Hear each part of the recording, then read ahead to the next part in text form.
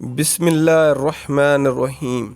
एक मर्तबा हज़रत बहलूल रहमतुल्लाह अलैह कब्रिस्तान में बैठे थे कि कोई शख्स वहाँ से गुज़रा और उसने पूछा कि ए बहलूल, कब्रिस्तान में बैठकर क्या कह रहे हो।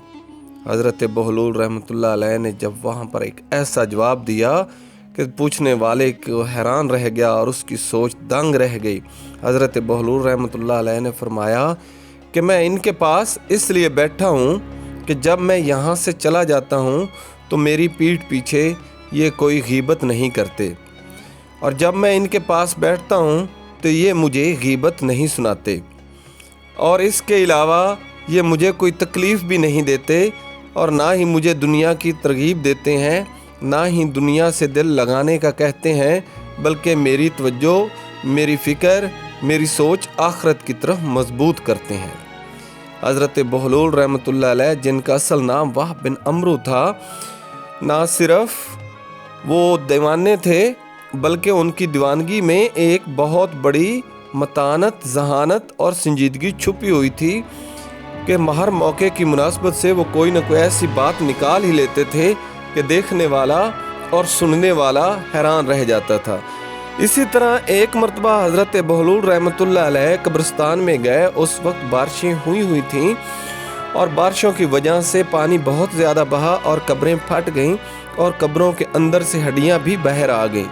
तो हज़रत बहलूल रहमतुल्लाह अलैह कब्रिस्तान में गए और वहाँ जाकर वहाँ से उन्होंने 2 हड्डियाँ उठाईं और उन 2 खोपड़ियों को इकट्ठा रख दिया। उनको इकट्ठा रख कर बैठ गए और उन पर मुशाहिदा कर ही रहे थे, देख ही रहे थे, गौर व फिक्र कर रहे थे कि इतने में खलीफा हारून रशीद का गुज़र वहाँ से हुआ।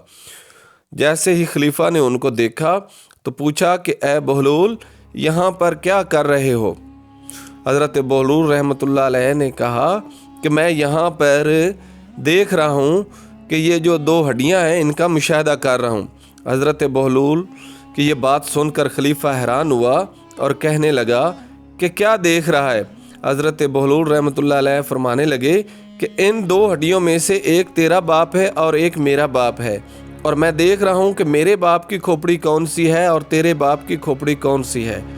खलीफा हारून रशीद हैरान हुए और बोले कि ओ दीवाने, कैसी बातें करता है कि भला हड्डियों से भी को पता चलता है कि कौन सी खोपड़ी किसकी है।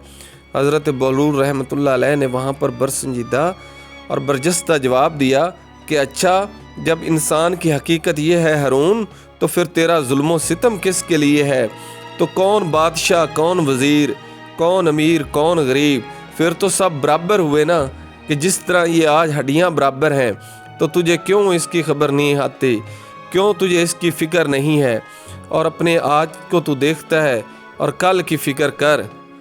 तो ये सुनकर खलीफा बहुत ज़्यादा हैरान हुआ और हैरान होकर वहाँ से शर्मिंदगी से सिर झुकाए चल दिया।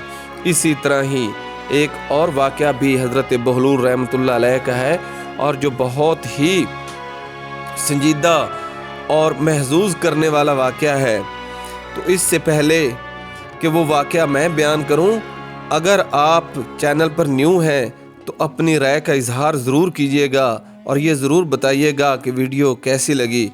वो वाक़या भी कब्रिस्तान से रिलेटेड ही है कि एक दफ़ा हज़रत बहलूल कब्रिस्तान में गए और जाकर वहाँ बैठ गए। कोई आदमी वहाँ से गुज़रा तो वो बोला कि ए बहलूल, शाम हो गई है, सुबह से मैं गुज़रा था तो तू यहाँ बैठा था, और अब शाम हो चुकी है, अब भी मैं गुज़रा हूँ तो तू यहीं बैठा है, क्या मामला है, क्यों आज कब्रिस्तान से उठकर वापस नहीं आए हो और अपने ठिकाने पर नहीं गए हो। तो हज़रत बहलूल रहमतुल्लाह अलैह बोले कि मियाँ, आज मैं कब्रिस्तान वालों की अल्लाह रब्बुल इज़्ज़त से सुलह करवा रहा हूँ।